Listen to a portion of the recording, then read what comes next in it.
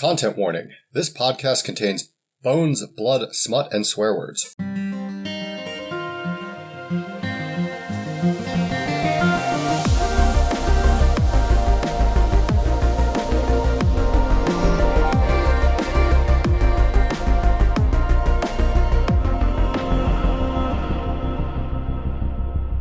Before we get into the good shit this week, we wanted to remind you that we've launched a Patreon. For just a few bucks a month, you get extended games, brand new content, access to our notes and our murder boards, and much more.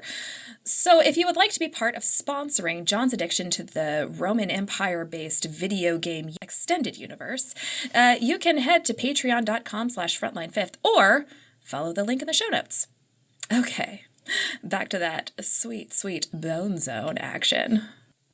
Act 1. Welcome, penitents. Hello and welcome to the Frontline Fifth, a Locked Tomb podcast where brand spanking new novitiates explore the Locked Tomb series for the first time, while a couple of dried-out bone witches cackle over how little they really know.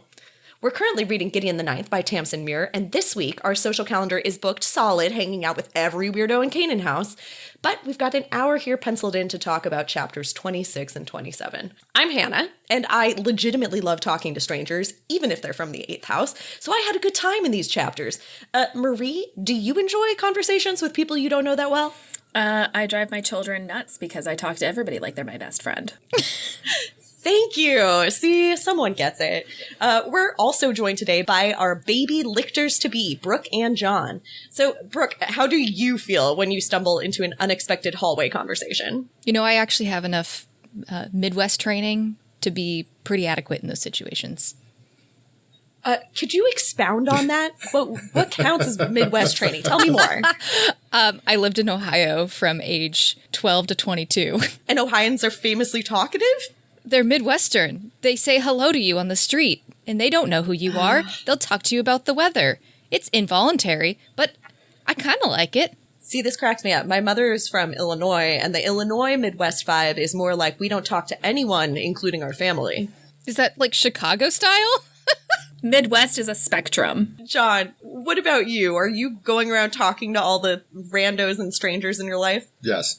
I'm forced to do it for my job, and then I've also done it enough now where, like, I've left vacations where I have friends. Okay, it turns out this is one of the few areas where all of the hosts of Frontline Fifth are 100% in alignment. Gee, the people on podcasts are have some level of comfort talking to strangers. Shocking, I say. All right, well, before we go any further, getting caught up in fun conversations about the legitimacy of our qualifications for cavaliership, do any of you have some first impressions about these chapters that you want to share? Yeah, guys, these chapters were packed with little details to overthink. When I went to sleep after reading these chapters, I actually found myself in the middle of the night lucid dreaming about it all until my brain came up with a theory so compelling that it actually woke me up, and then I spent my 3 a.m. hour just trying to fit things together.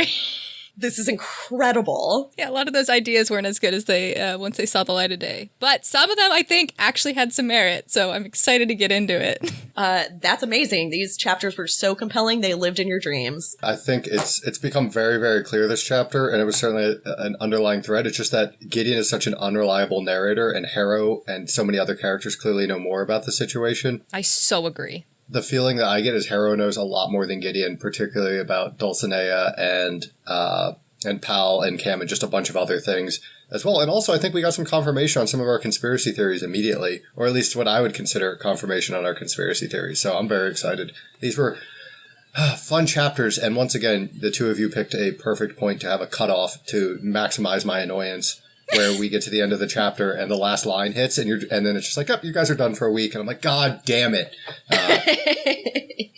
See, that's love. One thing I just want to say, I really wish that we had multiple terms for unreliable narrators, because there's a difference between an unreliable narrator who is lying to you, an unreliable narrator who is confused, and an unreliable narrator like Gideon who just is ignorant. She literally just doesn't have all the details. I mean, maybe that's the term. We have an ignorant narrator. We don't have an unreliable Feels narrator. Rude as well. No. She's unreliable about emotions, but she's ignorant about facts. I agree. Interesting. Yep. Yeah. I would say that my response for these couple of chapters was just that in the group chat, I have a text from John that says, "Did you guys plan out the chapters this specifically? We've had some absolutely perfect and devilish divisions thus far." Is that what I sound like, by the way? Thus far.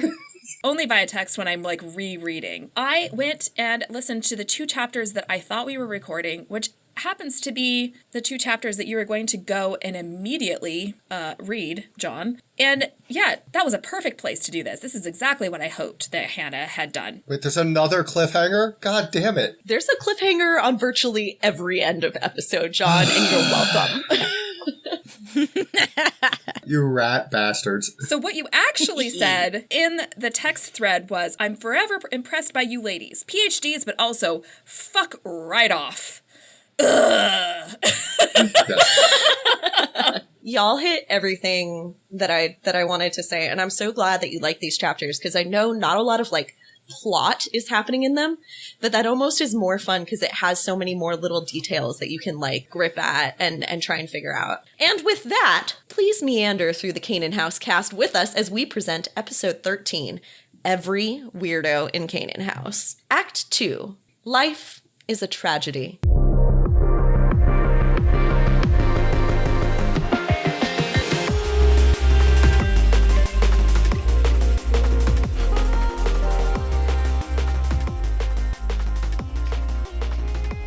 This section of Frontline 5th is safe for anyone who hasn't read past Chapter 27 in Gideon the Ninth.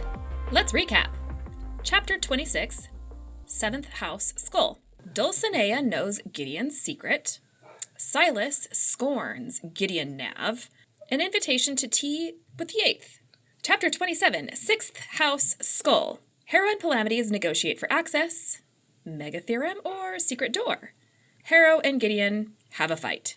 All right. Well, these chapters start almost immediately after the death of Jean-Marie Chateau. So they start with Gideon carrying the body back to the others, and she's basically in a fugue state. She can't process what's happening. And finally, after Harrow berates her over and over, "You idiot," everyone just eventually leaves her alone. And so she finds herself just sitting beside Dulcinea's bed to grit tears out of her eyes for an hour. It's devastating, right? Like the horrible little teens that she was responsible for are dead. And she doesn't know how to process it at all. But Dulcinea is a good person to be around when you're crying. And Dulcinea like lets her cry and then tries to comfort her, reminding her that there's nothing she could have done. And she actually has some like interesting things to say here. I don't know if you guys have any opinions on it. One of the things that she says is that she thinks death is a triumph. It's like the only time when you really are beyond the grasping hands of humanity. That like you can call back spirits, but you have to beg. Like it's the one time when they really have agency. Is any of this like vibing with you guys? No, and it Nothing? doesn't vibe with Gideon either. I think that this is only a vibe that you get if you are somebody who has dealt. Engages with the afterlife. Well, but I think even more so, she's chronically ill. So she's been processing and handling and developing these ideas for a long time. It's a bit morbid. It's very morbid, but you have a very different perspective on... I feel like going through intense things with your body and your health really changes your perspective on what life means. And the only thing that I have is like, I'm not chronically ill, but like, I still remember my... idea of who I was and what my body was supposed to be, like fundamentally changed through having children. You know, from a female perspective, right? Like the way you think about your body is very much for like public consumption for a lot of your life. I think that like having kids very early made it a lot easier for me to just be like, that's not the point. You're like, I'm doing other shit with this body. Yeah, like it is not for anybody else. It. And so I think that in a similar way, living your life with chronic illness, you think a lot differently about how important health is, like how important it is to be careful with your energy, and also like what other people's expectations are of you and your body. And in terms of expectations, I think a key point here actually is that Dulcinea is someone who seems to feel like she doesn't have a lot of agency. And part of that is because her house is like I mean, they want her to get married and have children because they want to propagate her illness. So it's like this weird, she's a commodity, you know? And the reason she's a commodity is because when you're dying from the inside out, it makes such a necromancer. That sort of death internally almost produces this energy that gives you an edge necromantically, but at the same time, you just have to be in pain and slowly dying continuously. So I think her phrase was, if they could stop you when you were mostly Cancer and only a little bit woman. Dude, that is some like, how did they get a whole house of Van Goghs? yes, yeah. It's dark. It's the Wolverine or Deadpool superpower, right? It's like Oh my god, I watched that last weekend.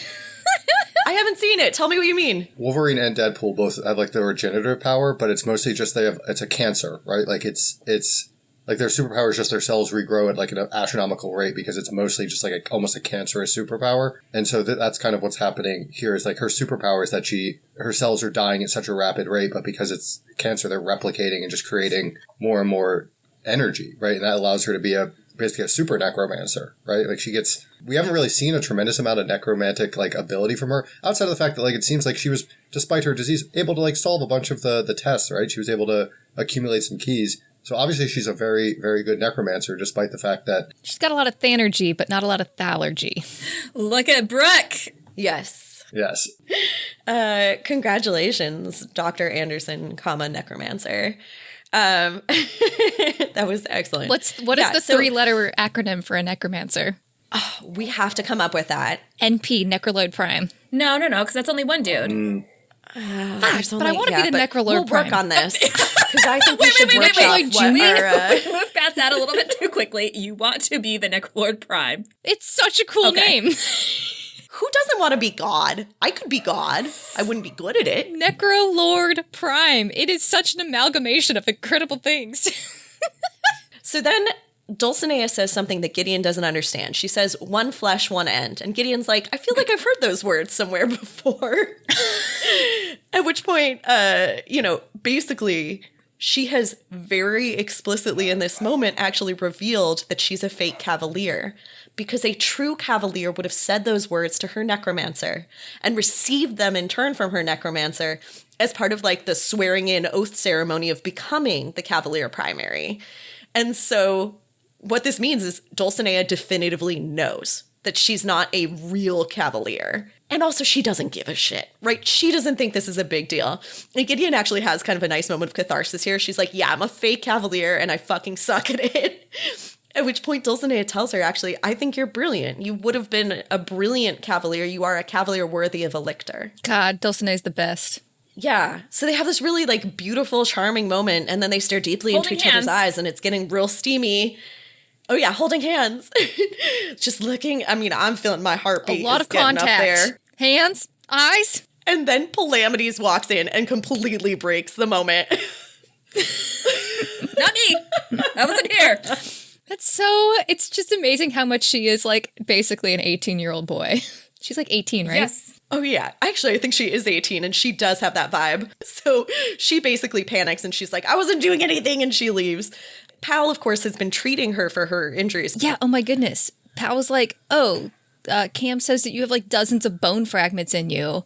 And that's like something they're trying to remove. But like this, like John and I were confused last week when we were talking about our conspiracy theories. Actually, no, John had a great idea about like how these bone spears ended up piercing Jean-Marie in the second house's room. And like we know that Harrow can take a little fragment and then blow it up. And like this is actually like that bone monster. These are fragments of that bone monster that are still left on them that like somehow seem to have been blown up. So I never would have made that connection because they all leave with bone fragments in them. What do you mean they all leave with bone fragments? They leave the fight where Isaac dies with bone fragments in them already. Well, and so if you'll remember, actually, Abigail and Magnus's corpses also have bone fragments in them.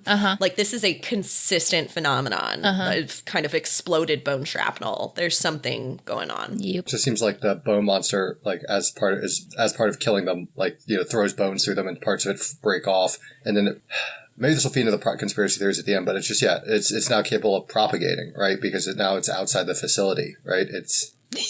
I don't know. It's interesting. It is. I mean, it's certainly interesting that like Jean-Marie's death is the first time we get this sort of thing outside of the facility, because we've been told over and over the facility is dangerous, but Jean-Marie dies in a different part of Canaan House. That bone monster is sowing its seeds. It's interesting. All right, so Gideon's like, "Nuh-uh, I don't have a crush on Dulcinea," and like storms out of the room with, you know, all of her bone fragments Doesn't she say in her some body. like really bizarre things to Palamides here? Like, it smells bewitchingly like piss or something like that.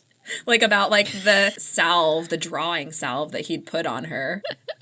Yeah, just Palamides awkward. and Cam have put orange goo all over her body that's supposed to pull out the bone fragments because they and actually they pulled out with tweezers like a ton of bone fragments. This is to pull out the rest that they couldn't even get at, you know.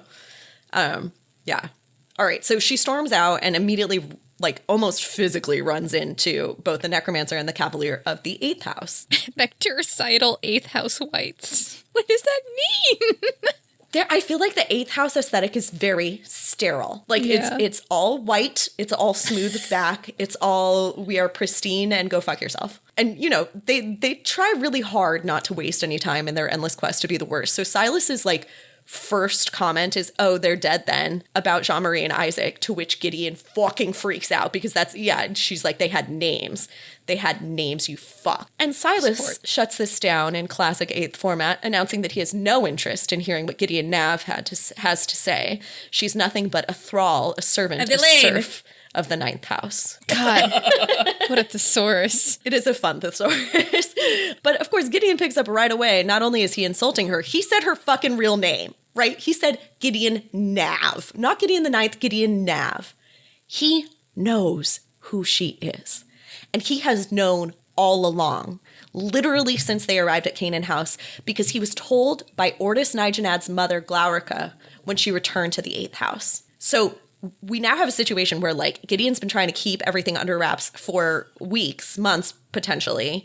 And the entire time, the 8th house has known that she is a false cavalier. Which actually makes a lot of sense, even maybe a little bit more about like why he was such an asshole from the very beginning. Is it's not just that she's 9th, it's that she's 9th and he knows that this is bullshit. He's the one who, when Camilla was fighting, says, "I doubt, you know, your cavalier's right to be that's cavalier right. primary." So he's super into like the proper way to do things and whether you have like appropriate bloodline and whatever. Like, I feel like he believes in hierarchy. At this point, half the surviving houses know Gideon's a fraud, right? The 7th house knows, the 6th house either knows or is definitely suspicious. Like, Cam is definitely, I think, like, equally suspicious of Gideon in terms of, like, fighting skills and everything else. And then 8th house knows, right? And that's, the only people who seem clueless are, once again, the 2nd house and the 3rd house. The 2nd house is, clueless about everything, so.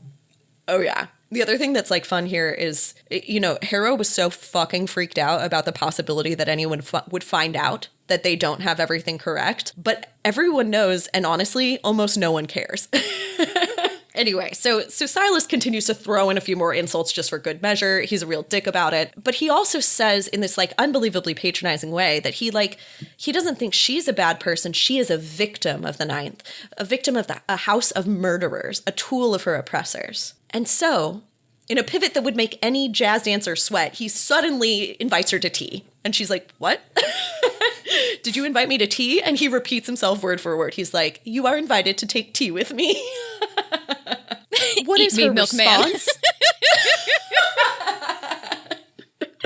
It's the greatest response ever. And I also really fucking love that Colum interprets this as Probably means yes.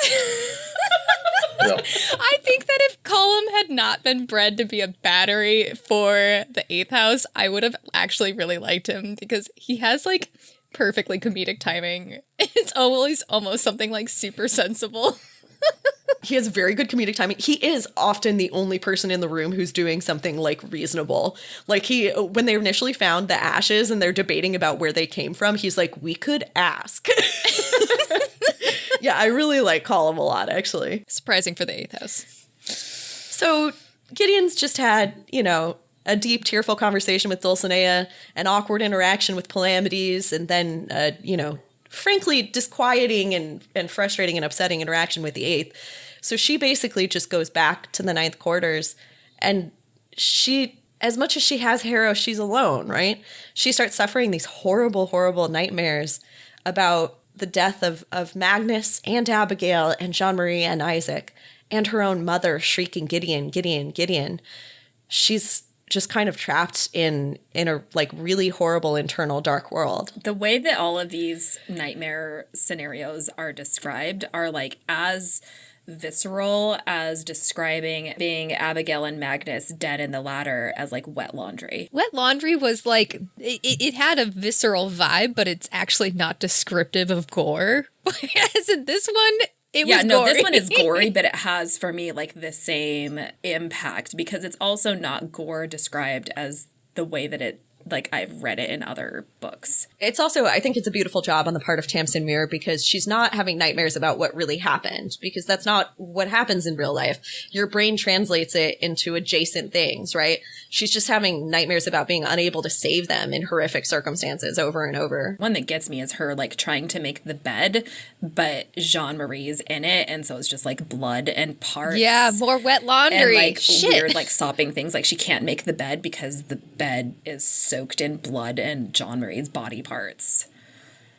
And I'm like, yeah, that seems like a nightmare gross. you would have after these. I think of Isaac and the drinking acid. For some reason, that one got me. Yeah, no, for me, it's the acid as well. Anyway, so the whole thing, it's devastating. But don't worry, because none of the trauma is going to stop the Lichter challenge, so we get to move right ahead.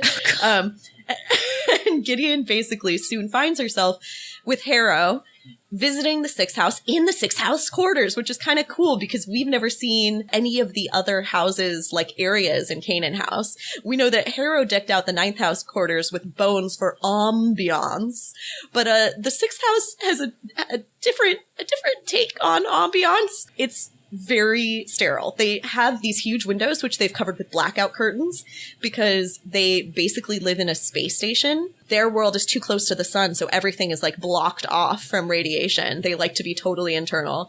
And everything is covered with flimsy. Everything is covered with like notes and diagrams that they have made. It cracks me up. It just sounds like they've got, it's the equivalent of any prof's office that has whiteboards all over and there's just like scribbles all over it, some of which mean things and some of which don't. I don't know. I'm personally offended by them covering up these sweeping windows with views of the ocean with blackout curtains. You have to explain your note. I wrote in the show notes that Pal was getting hotter and hotter by the chapter until this dour cave crap. I am not into the bad boy thing. Ridiculous. No, I think we have confirmation. I think we pretty much suspected it, but that there's basically one house per planet throughout the solar system, and so now we have.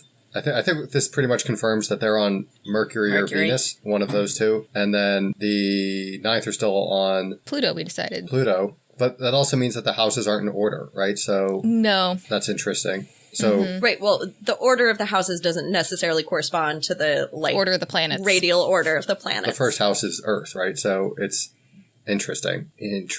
I also just would like to share about the Sixth House decor that once 1,000 years ago I hooked up with a guy in college, and his dorm room was completely white. He had not put anything on the walls. There was nothing on top of the desk or the dresser except for a large tub of protein powder. And I have never left a room so fast. Like, I was like, this is terrifying. So I actually appreciate that Pal and Cam have at least like all of their diagrams and shit up. That man was focused on academics and gains. All right, that's all he was. He was absolutely locked in. Ugh, vomit. So anyway, the chapter starts with Pal saying, let's negotiate. They basically, Harrow and Pal are negotiating over access to each other's keys, which means access to each other's like Lictor studies. And Harrow is being what, Pal refers to as a humbug. It's sheer humbuggery.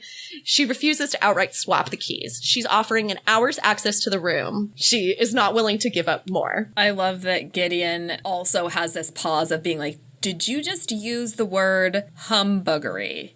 And you meant it like not as a joke. Like that's an actual word I think it's so that you cute. use in part of your usual vocab. As is the case with all good conversations between nerds, discourse evolves into whatever the bicep comparing equivalent is for showing off your theories. So they start talking about what they think is really going on here. Pal is convinced that the Lichter Challenge is about forming a mega theorem synthesized from each of like the theorems associated with the different challenges. Harrow pushes back. Her theory is that basically all of the theorems behind the challenges require such an insane amount of energy. She says they require continuous energy that they would be literally impossible even for the best necromancer of their generation to actually achieve. So what she thinks everything is leading to is like directions to some source, some infinite source of Thanergy that's hidden somewhere in Canaan House or somewhere in the facility.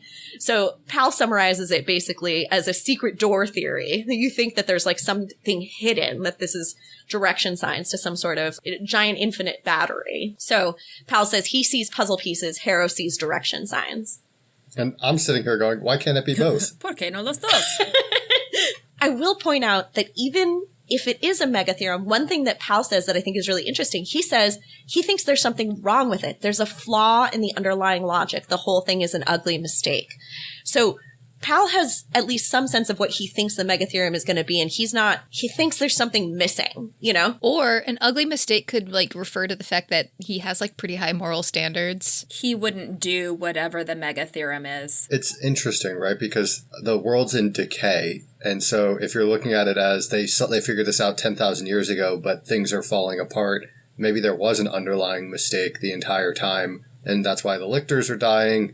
That's why the universe isn't going particularly well. Like maybe the flaw in the underlying logic, they like screwed something up. I love that.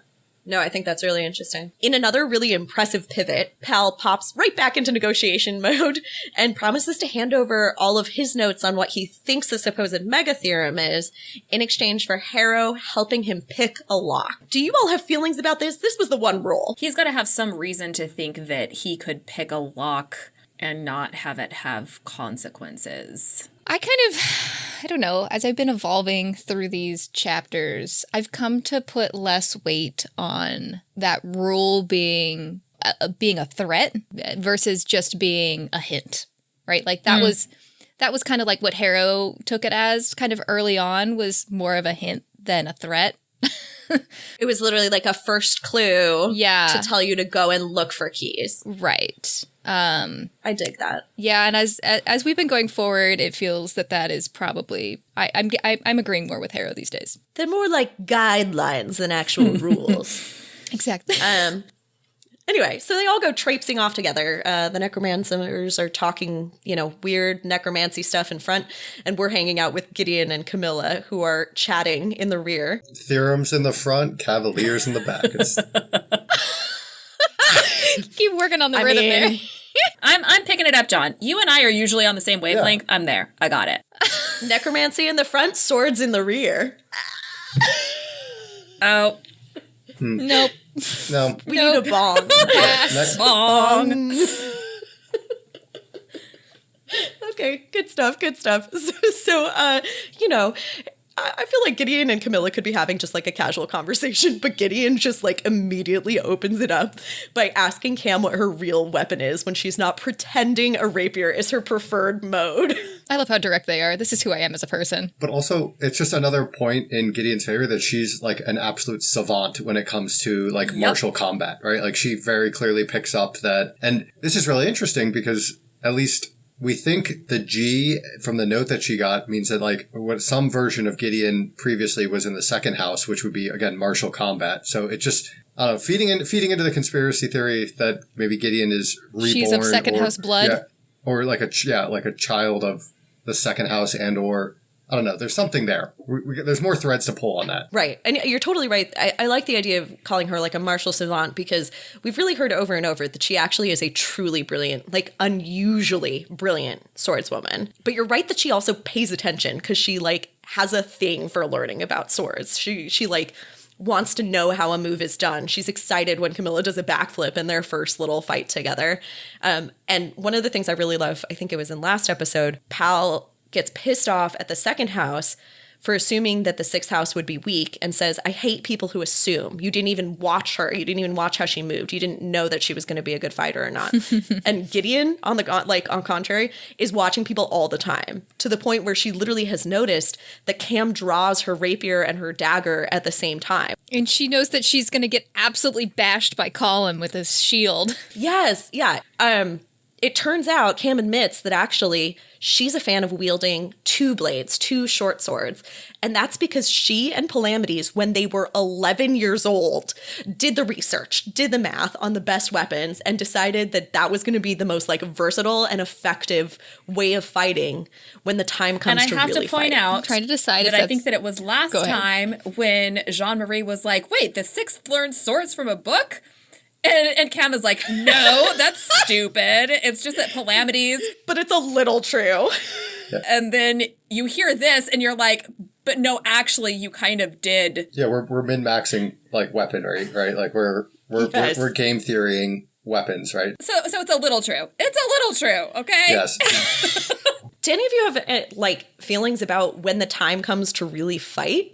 This is one where like I don't totally know what they expected to happen. Cavaliers primary do most of their fighting, it seems, in duels. Yeah, exactly, which are all rapier based. We also hear that, you know, the second house and like their superpowers when they're like killing people on other planets, they siphon the souls to fuel their cavaliers. So clearly cavaliers are killing people on other planets, not just in duels, right? Like yeah, and true. The fourth is talking about like being on the front lines and stuff. Yeah, so but the sixth doesn't seem to be so involved. So I agree, like if they're not like necessarily the people that are heading out to the front lines, if they're not talking about like, oh, we're so excited to go fight in this, you know, hand wavy war. I did not get the idea that they were talking about this front lines war or something. Like it definitely makes you wonder what they know that we don't know. Yep. But there's really no time to speculate on this because Cam can give as good as she gets. So she immediately asks Gideon why Gideon and Palamides are fighting, why they're being so fucking awkward with each other. Why are you so fucking awkward, bud? And of course, the answer is Dulcinea, right? Like, Gideon's been trying to avoid eye contact with Palamides because indeed, she's a fucking teenage boy. And she feels weird about it. There's something weird there. And actually, there's this great moment where Gideon's like, tell Palamides I can introduce him to Dulcinea if he wants. And Cam's like, the last thing he needs is an introduction. Hilarious.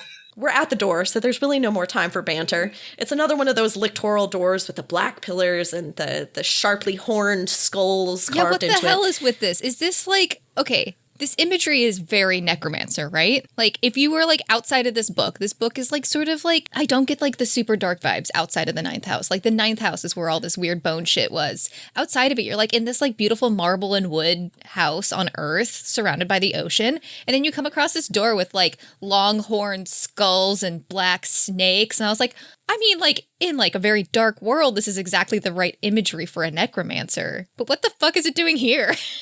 Brooke? Can I draw your attention to ambiance? Black Pillars is really interesting, right? Because it's the ninth house, right? I'm assuming it's the ninth house door. No, we're at the sixth house door. Wait, is it the sixth house door? Yeah, this is the one with for the gray key. That's what Palamides told us. I went back and looked side by side. So it's described almost identically to the second house door. Mm-hmm. But it is really, I think you're right, John, that it's interesting that like the ninth is the only one that has retained this aesthetic that clearly someone chose to use for this thing that we think has been preserved basically since the last lictors were in it. But they're actually not going to be able to get in. One, because they don't have that key, but two, because the lock is like blocked up, gummed up with what turns out to be regenerating bone.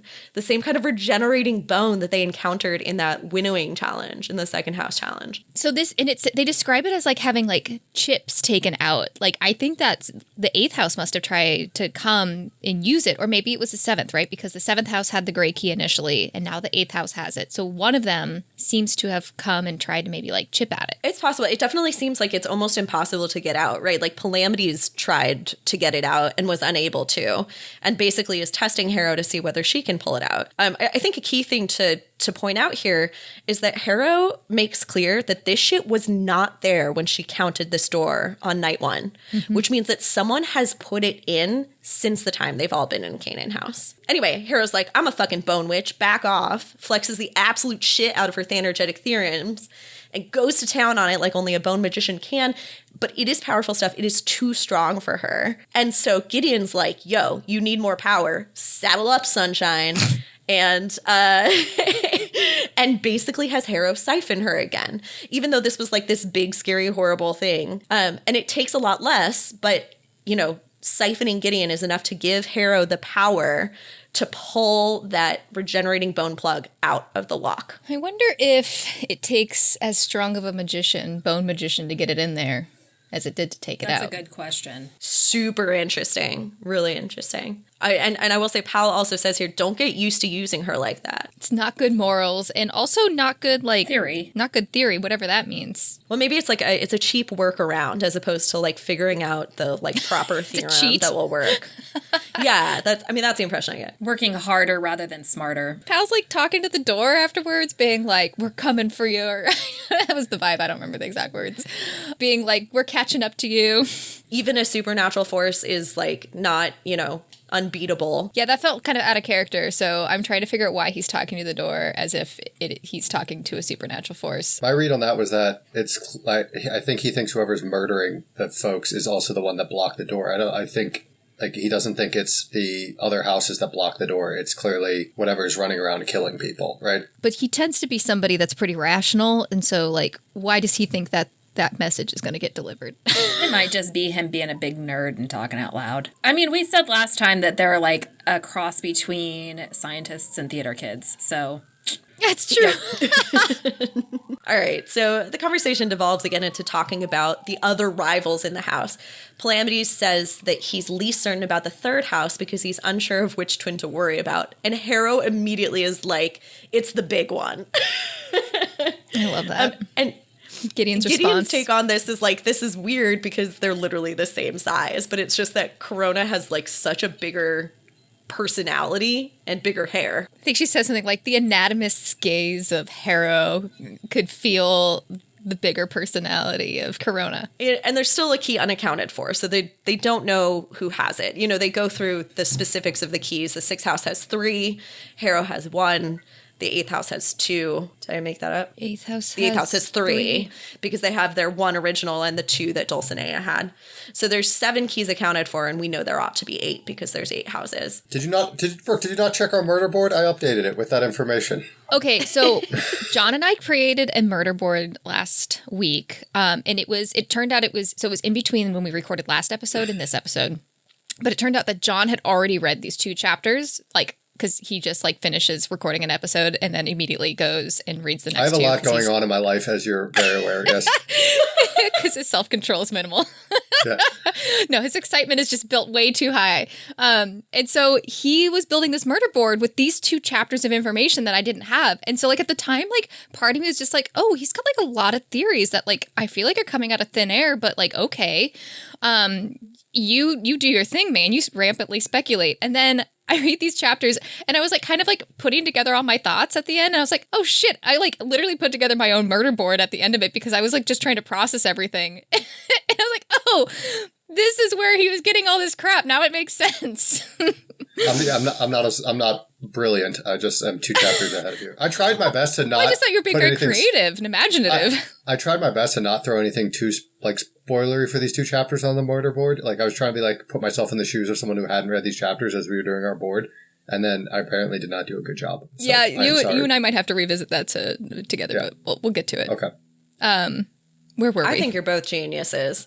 All right, well, all the conversations are done, so the 6th house heads off to their weird little cave. Oh yeah, by the way, when Pal turns around, was just keep an eye on her. He calls her Nav, or keep an eye on Dulcinea. He calls her Nav. So did not notice that. He absolutely yeah, it was such a big deal in the previous chapter, and yet this one just slides. I legit didn't even notice. So John, you're totally right. 6 thing. definitely knows.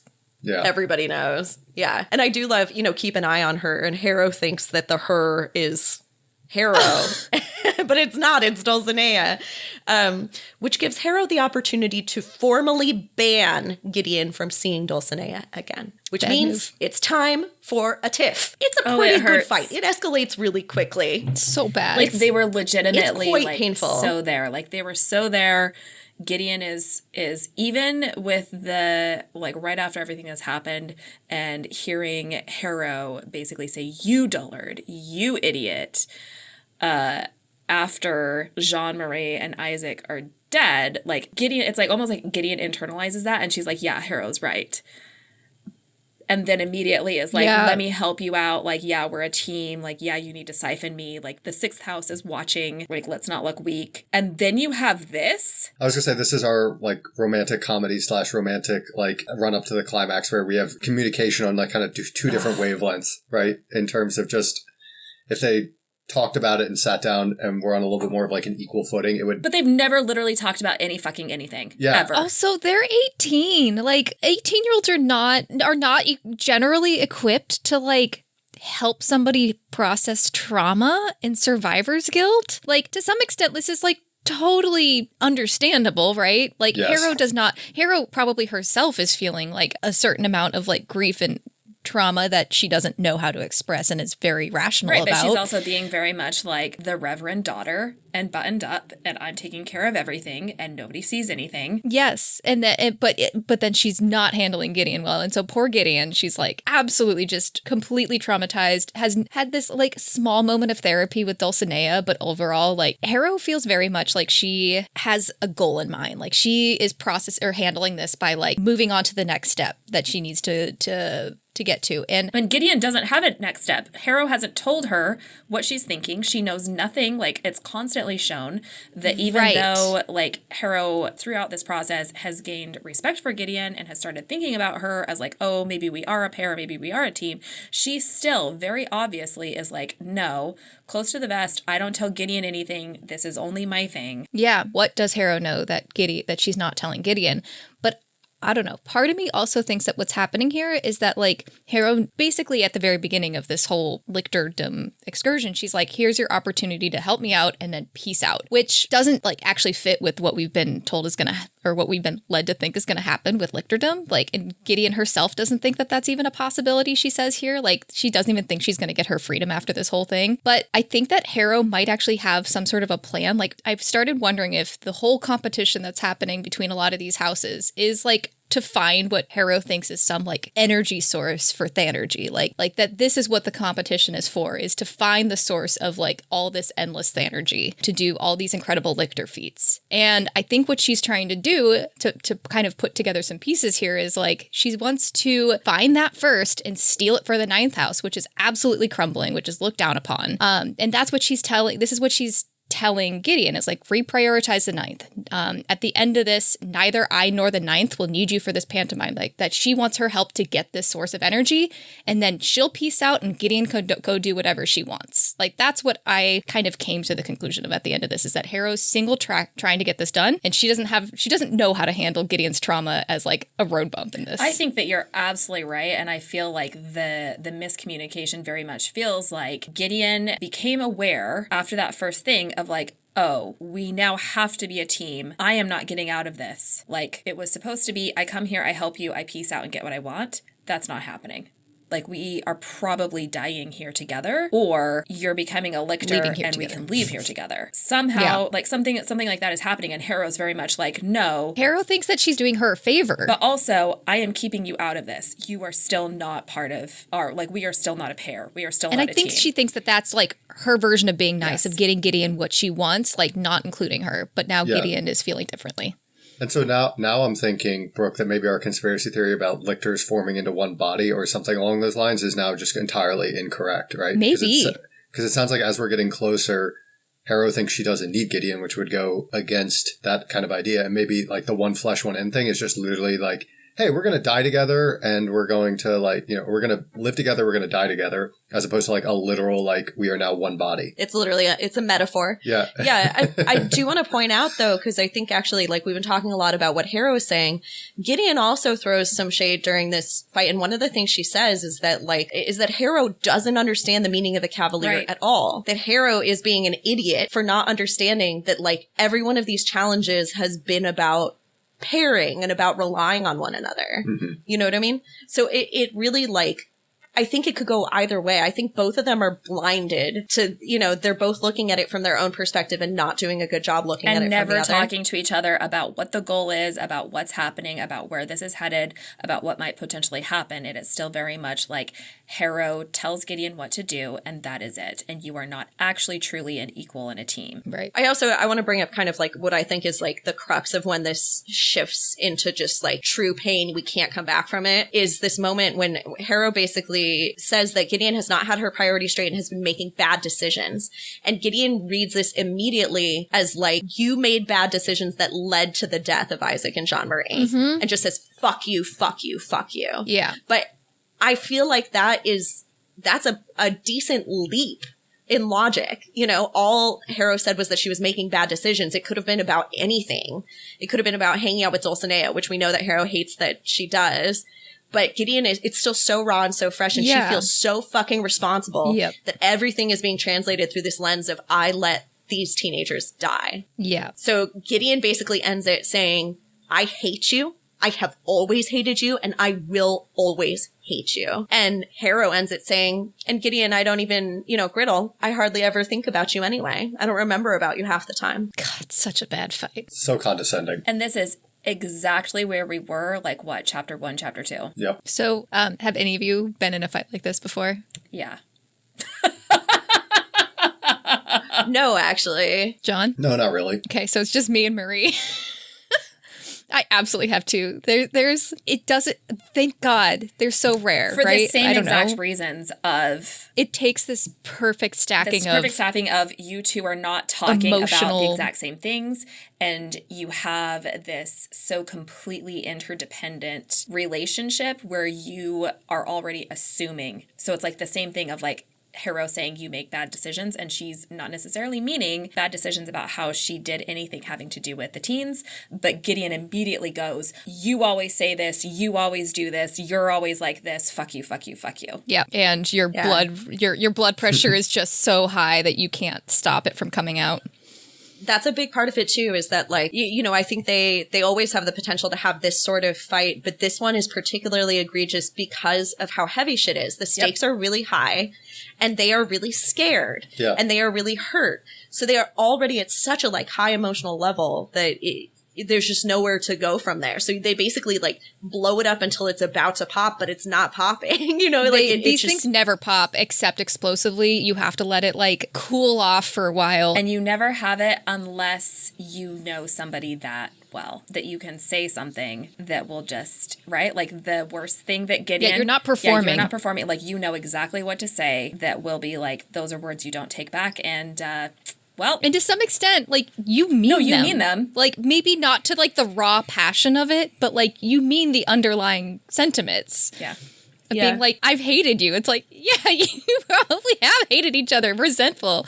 Like, I think she means it. Like, absolutely. But yeah, let's see if they can cool off and like come and be a little bit vulnerable afterwards and be like, I'm sorry I was so mean, but like, we do have issues to figure out. Yeah, like, let's work on it. Yeah, it's also, I think, particularly hard because it actually has been getting better because they've been having this partnership and this pairing and starting to actually complement one another and work together and stand up for one another. It's so bad. That it feels like all the more egregious. Yeah, exactly. You're like, you got your hopes up and it crashed. Because it was good and Harrow good. just siphoned her. Like, that's why this fight happens, and that's why it is so bad, is because the moment that you start having this realization that you two are not actually communicating, it is a betrayal. It is we were on the same page. We were there. Like, we were just there 2 hours ago on the same fucking page. What do you mean you're going to tell me this now? What do you mean you're going to say that thing to me that is like old shit from 15 years ago? Like, what are you talking about?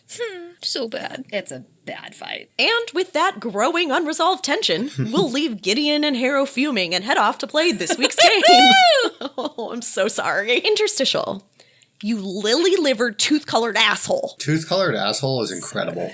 Some people pay good money to have a tooth-colored asshole. Is it a bleach asshole, or is it like a slightly like yellowish, like... Yeah, it doesn't look as good without the U and O and colored. What is the quality of dental care in the 9 houses? This really affect, this has an effect on that insult. Anyway, okay.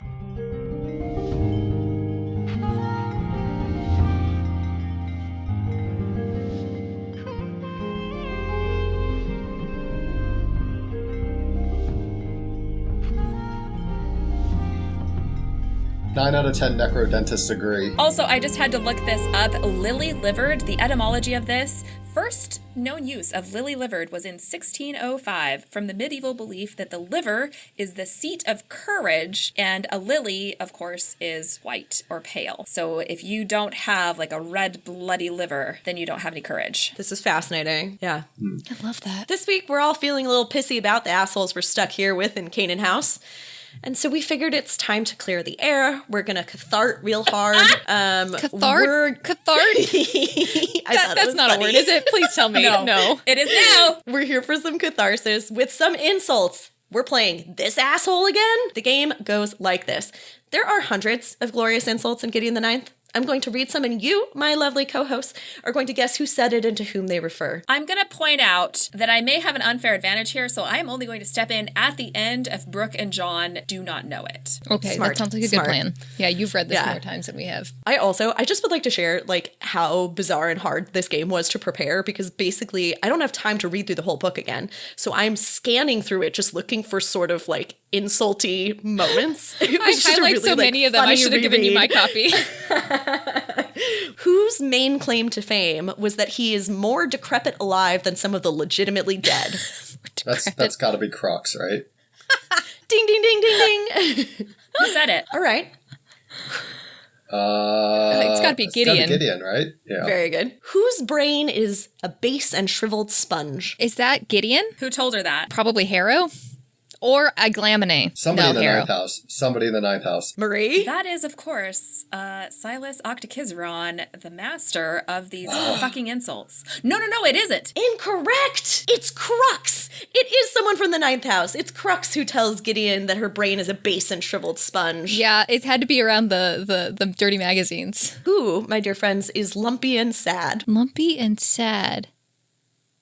You're not lumpy and sad. Is that are they talking about the nuns from the ninth house? No? It's not a bad guess. Part of me wants to say that this is... God, who's lumpy and sad? I don't know who's lumpy and sad. It is Ortis Naganad. Very good. That's perfect. It's Ortis. That's Ortis. perfect. And I'm pretty sure I forgot it's in about the narration, so it's Gideon. So who calls Gideon an illiterate peon? That's That gotta feels be like a Harrow. Harrow. Yeah. It is indeed Harrow, to which Gideon's response is, I read them for the articles. All right, so let me ask you all, who has upsetting biceps? Protesilaus. Oh, well done. I'm impressed. They are also described as looking like a collection of lemons in a sack. That one, okay, I had highlighted that and ran across it as I was like skimming through the pages the other day, and I thought it was fucking hilarious, and that's the only reason I figured that the upsetting biceps would also be that. It's beautiful. It's beautiful. A collection of lemons. I also think it's funny. I feel like most of the commentary about Protesilaus is like him just being muscly as fuck. He doesn't have a lot going on. All right. Who has eyes glittering like beetles and a mouth puckered up like a cat's asshole? Is that That's Harrow? That's Harrow. That's right. That's got to be Gideon describing Harrow. Yeah. That's correct. Who says "good going, dickhead"? And to whom? Oh God, that could be I think anybody this at is the this point. hardest one. This is the hardest one. Is this John Marie or Isaac? Is it? I was gonna say someone. Is it one of the third houses talking to Babs? I'm sticking with one of the teens. And who are they Marie, saying you it have a to? guess? I think they're saying it to Nibirius. I feel like this is Gideon saying it to someone, but I don't know who. Everybody calls people Very dickheads around here. Good. This one is Gideon to herself. God damn it! It's literally a moment when she's exploring on her own and like freaks out because there's a figure in front of her, but it turns out it's a mirror. The mirror. The shadowy figure in the mirror. And she pulls her rapier. She's like, good going, dickhead. It's a mirror. I don't remember that at all. That's funny. Who is a hulking mass of man meat? That's also pro. That's very good. Who calls Corona Beth a great That would big be her bimbo? sister. Sorry. That feels right. That feels right. Correct. Only somebody's sister could call them a bimbo and get away with it. And also, the only one who would use the word bimbo, I feel like, other than the third house where it's Ianthe talking about Corona, is Gideon. And Gideon's never going to call anybody a great big bimbo because she fucking loves a bimbo. It's true. That is her preferred. That's right. She loves a bimbo, preferably in some sort of uniform. Or swimsuit. Yeah, or flimsy nightgown. Or just like boobs hanging out. Who is the guy that Fun sought out for death? Oh my God, isn't that That's how the- they describe Silas Octiceron Yeah, around that's- the yeah, it's the mayonnaise eight house, uncle? yeah. Yes. That's It's the correct. eight That's house. Silas. Now, let me ask you, who is not simply a douchebag who used lip balm, but a douchebag who used lip balm and had a very long reach? Oh, that's definitely third house cavalier whose name is escaping me right now. Nibirius. Nibirius. It's Babs. I always want to call it. It's Babs. always Babs. Serious. It's Babs. Babs and, uses you lip know, balm for certain. Wait. I need to find this and download it because TikTok is being banned, but I literally just today saw, and it's like not spoilers, it's somebody cosplaying Babs where he like has like the curl over his forehead and basically like complaining that they're just trapped with a whole bunch of lesbians and then they walk off screen putting lip balm on. Amazing. The metrosexual. I also just appreciate a Yeah, deep cut. so good. He's just like, it's all fucking lesbians. And then he walks off putting on lip balm. Oh my God. Okay. Should have stayed home and got married. No one was asking. Who is such a dick she could spite Calamities in her sleep? Oh, Harrow. Harrow. Correct. Because that's when she's passed out and says, like, hell you are to him being the greatest necromancer. Yeah. Who has perfectly functional eye jelly and a dubious but capable brain? It's got to be Gideon, as described by Harrow. That's right. Who is suffering an abundance of pituitary gland? That's got to be Protessalawis? No, Isaac, No. right?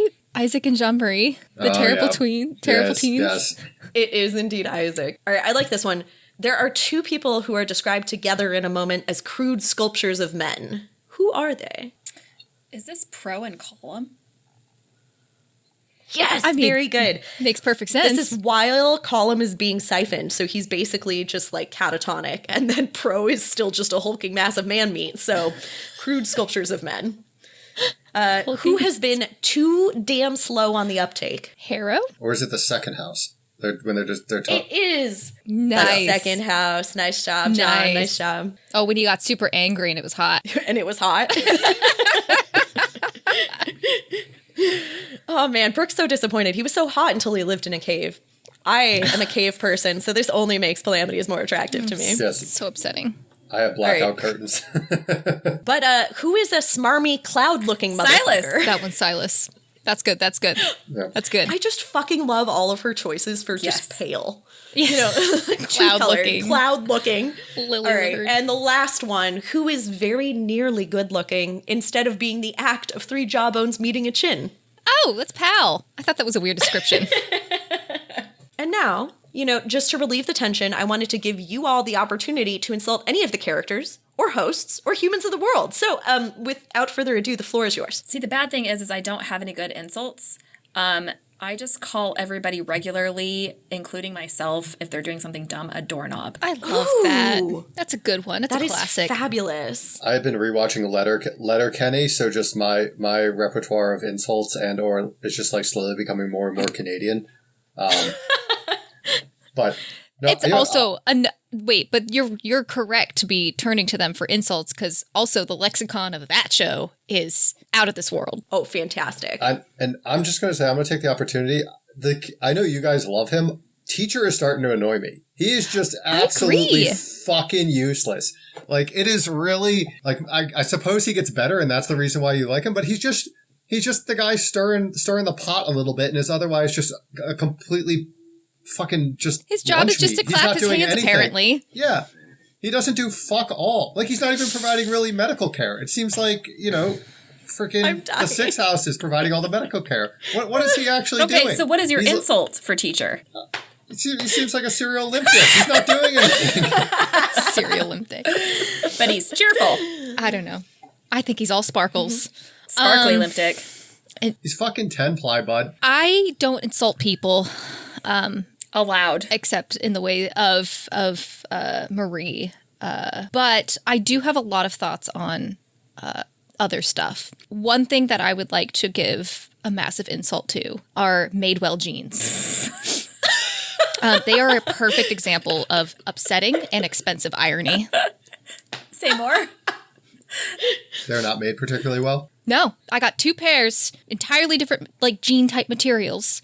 And within a year, both of them had ripped in the crotch. I have had many a crotch rip, but that's why I buy all my jeans at Costco. I buy my jeans at American Eagle now for $30, and they last 15 years. We will absolutely pivot off this, and if Madewell decides to sponsor this podcast, we will talk incredibly enthusiastically about how great their jeans are. And or if American Eagle or Costco wants to sponsor us. I know. I cannot in good faith. It's not good morals, John, and it's not good theory. I am not very good at insults, so instead I have just some brief, unhinged compliments, which is to say, Marie, I think you are one of the smartest and most completely insane individuals I've ever met. You are so freaking kooky, and it just is so appealing immediately. I just want to know everything about your life. Can I show you? Your jar of unhinged compliments? Oh, yes. Part of this is actually Brooke and John as a pair. I am disturbed by how brilliant you are. Not only are you incredibly, incredibly smart and stringing things together that are just fascinating and interesting to watch, you are also super dedicated. We were worried that you wouldn't necessarily want to read this. You're reading the chapters multiple times. It's like, I'm so touched. And then separately, John, I think you're one of the most interesting people I've ever met. You surprise me with your breadth of knowledge continuously. I can't believe how many random things you know, and it's so much fun to talk to you. Brooke, you are one of these people that has such firm opinions and has never been wrong. And that makes me so angry as a person with firm opinions who's wrong all the time. I would take your advice on literally anything. It's amazing how consistently correct you are on a spectrum that ranges from sports to wine to life. I feel like you just understand life and do it right. So, Watch out. That gets to my head. Brooke, not to ruin this wonderful moment, thank you, Hannah, by the way. I am wrong frequently. I am wondering if Hannah's just gassing us up because they're getting a kick out of our conspiracy theories and how fucking wrong we are. I know. I really... Well, okay. Yeah. To quote another podcaster that I like, no illusions, but how can it be a coincidence when these 2 pieces of yarn connect the 2 things? It's of course they're the same. We put a line they wouldn't between have a these piece 2 of things yarn in our between them. murder board. Yeah, exactly. Okay. All right. Well, thank the Emperor for catharsis. I certainly feel better. I think we can all sleep easy tonight. But before we do, it's time for rampant speculation. Does anybody want to... I mean, Hannah, obviously... you are not without compliment here. Are you kidding? Have you... Okay, I don't know if everybody knows this. I probably have said this in a prior episode. Hannah writes all these show notes. She does it in probably an hour sitting. She writes an entire basically script about what happened, a summary of the chapters that is the best thing that anybody could have written as far as a summary of the chapters goes. This is a natural talent she has. I'm so envious of it.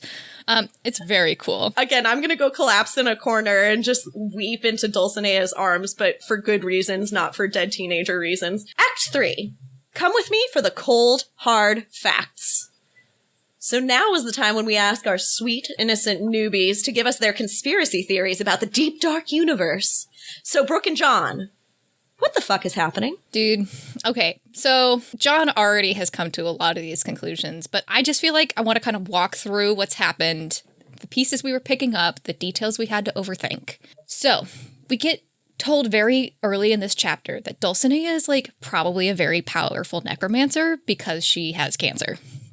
That when your blood cells are eating you alive this whole time, it makes for such a necromancer, a walking thanergy generator. That's how she describes it. And then we get to a couple scenes later, and Dulcinea is basically kind of describing what Harrow is looking for as this sort of lictor battery, right? She goes, Harrow describes the things that they've shown us would be powerful, would bespeak impossible depth of necromantic ability. All these experiments demand a continuous flow of thanergy, which is what Dulcinea has, right? But Dulcinea's also told us, when they were doing the whole siphoning 8th house thing, that you can't move thanergy from place to place. It has to be life to death or death to sort of life, like the 2nd house do. And you'd have to take my thalergy, which this is where we realize that Dulcinea might have a lot of thanergy, but not as much thalergy, not life energy. She gets all this energy from her own cells dying, but that can't apparently be transferred. You'd have to steal other live cells or something like that in order to take her thalergy. So the question is where's all this thalurgy coming from? And Harrow thinks that there's like a big source somewhere for lictors to maybe tap into or something. Like maybe that's an idea. And so I have some thoughts about what might this giant battery source might be, because I am leaning towards the idea that Harrow is totally correct on this. One, I was inspired by the entropy field. So it seems to like strip away thanergy, and maybe that can also be kind of transferred like thalurgy, like where like entropy theoretically is something where like energy gets dispersed. I don't necessarily know if there's maybe some situation where that kind of theory can be applied to like suck it away basically and transfer it. And maybe that like the bone monster might be fueled by it. Like that might explain why we don't have like the bone monster getting active down in the facility until like people are testing out the challenges, and like especially after Harrow and Gideon did the challenge and like gave away all this energy to get through the entropy field. So that's one thought. It's like maybe there's some sort of a force field. Or alternatively, Harrow notes that there's like 60% of Canaan House that they haven't accessed, right? And so maybe there's just this huge like Matrix style facility.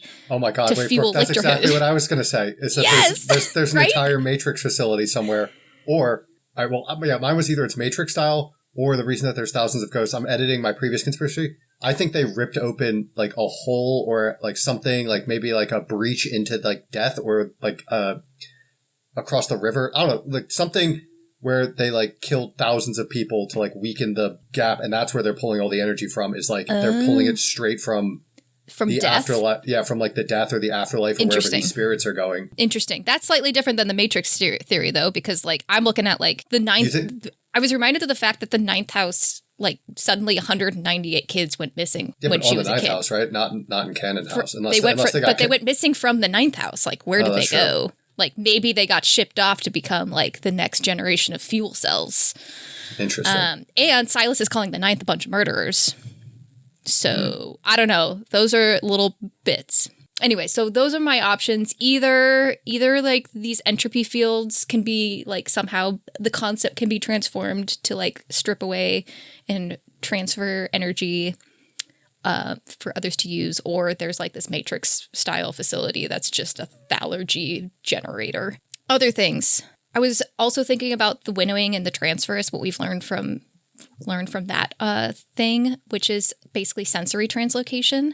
And I think maybe the priests are getting piggybacked to see what's going on in Canaan House, because this is what I was dreaming about. I think I finally found a pattern in the deaths of the fourth and the fifth, because that was driving me nuts. Ready? It was the oldest and the youngest were killed off first. So, and then Pro was also pretty old. So like part of me thinks that like it's going back to one of these earlier, like, very hazy ideas about, like, Gideon crash landing on Pluto might have been part of somebody's, like, escape plan or something. And, like, this whole experience on Canaan House is, like, somebody trying to flush her out. So, I don't know. Those are still in the works. By the way, last week Marie was talking to us about the symbolism of, like, the rock being rolled away from the locked tomb where Jesus had been resurrected, or had resurrected. And then the prayer that the ninth house has is that they pray the tomb is shut forever. They pray the rock is never rolled away. So who are they trying to prevent from being resurrected? Like, John, I think you had some interesting thoughts based off of what you murderboarded when I was still in the dark. I want to know what you meant, what you think is happening there. Who's in the tomb, in the locked tomb? I still think it's God, or like the original God before the Necromancer Prime became God. Like that is my conspiracy theory, is that we use some of the like Lictorhood and or Necromancer like stuff to put like the body or spirit of God in there, and that's how he became the man who became God and the God who became man. Like he took part of God and put the rest of it in the tomb. So there is no God. Well, no, I think the Emperor is the new God. Right? Like, I think he's like like people don't become gods, right? Like, that's not a thing. No, I think he's like part man, part God, because he like... His God's powers would be different, right? Yeah, he siphoned God and then sent the body, or like the godly, empty vessel. but not God. Yeah, he sent like the empty vessel of God and put him in the locked tomb. Oh my God. And it's just trapped there in like a catatonic state, right? Like we hope that the eye never opens, the brain never wakes up. It's just the body of God is stuck in the locked tomb. And he's got, like, the power of God in the meantime. So he could, like, crush this whole situation we've got going. Yes. So I'm wondering, is the ninth house, why are the ninth house murders? You think, oh, maybe they were complicit in this murder? I'm curious what Silas knows. Yeah. Okay, what else? So I meant to say this last week, and I think Coronabeth's not a necromancer. Like, we have seen her do absolutely nothing necromantic. She doesn't do anything. She, like, is either pretending when they're pulling ashes out of the furnace. She doesn't participate at all. She doesn't do anything to help call the spirits back. She just stands there and looks like she's doing it. She's either the strongest necromancer because nothing requires effort from her, or she's not really a necromancer and she's pretending. Like, we've never seen her do anything necromantic. I don't think Coronabeth is a necromancer. I think that's one piece. Two, I still think it's Lictor is running around Canaan House because somebody immensely powerful put the regenerating bone ash in there, and that seems like something that you would only know how to do if you've solved part of the Lictor theorems.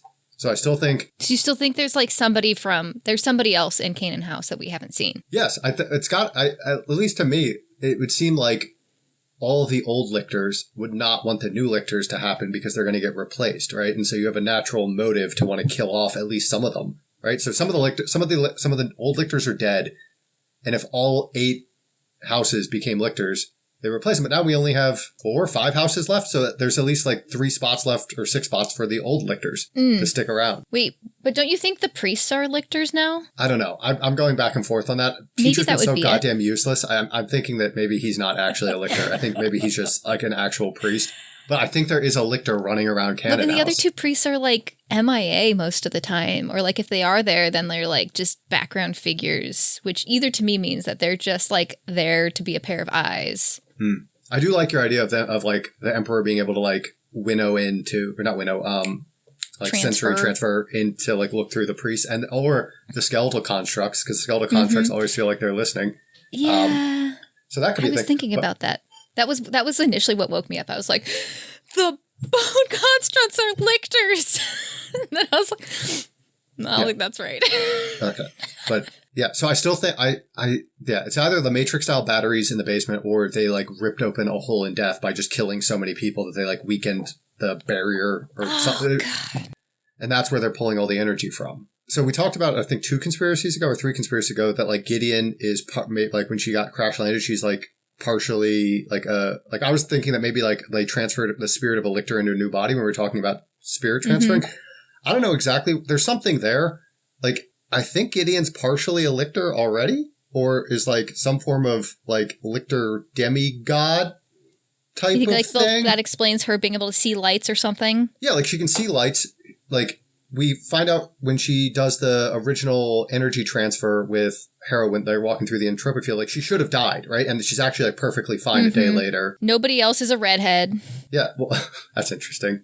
Like she can like get basically torn to pieces by a bone monster and still carry Jean-Marie's body up out of a ladder and like run around. Like she seems to have basically like an incredible depth of combat skill, energy, regenerative capabilities, like relative like resistance to energy transfer. Like maybe somebody stole the Emperor's next body.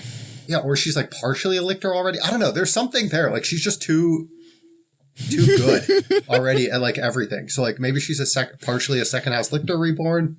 I don't know. There's something there. Like she's not human, like fully human. Or how's like, that for some rampant speculation, guys?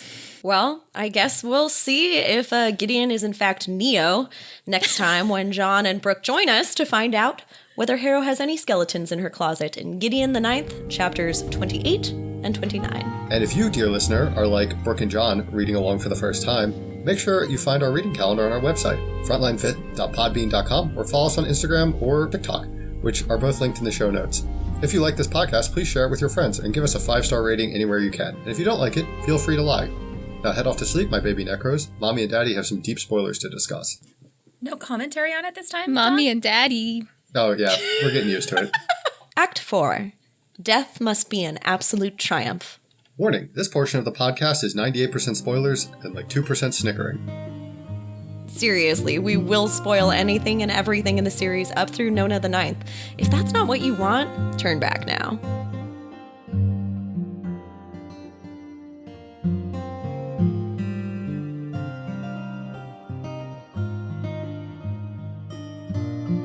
Okay, Marie, what do you want to talk about this week?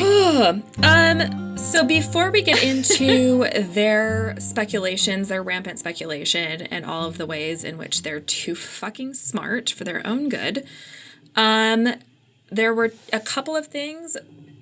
One of them is that when the time comes comment from Cam, when the time comes to fight for real. Yes. And I think that this feeds into the idea that there was like basically the separation clause. Yeah, I know what you're talking about. I don't remember what it's called. But basically between Cassiopeia and Blood of Eden, the idea that there was some sort of like back channeling with the sixth house. From the very, very with beginning. the knowledge that eventually there was probably going to have to be some sort of separation from the nine houses. Break clause.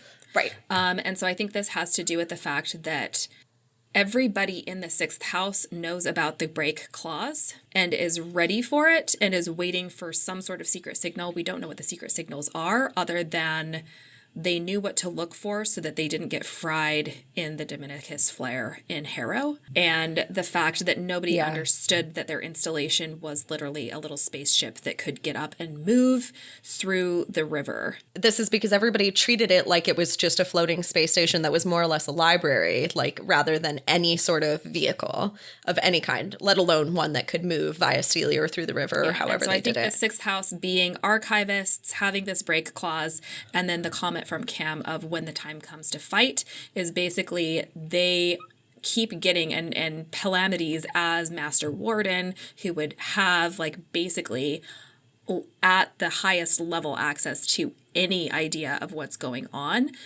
is that there have been signs of what is to come. It's clear that shit is deteriorating to a degree that they are going to have to prep for this. I think you're right. They are waiting for it even more so than just like you're waiting for 10,000 years of like Cam and Pal specifically are like, this shit's going to go down in our lifetime. I think you're totally right. I think it's quite interesting. I briefly want to just note one thing. We know that the sixth house breaks.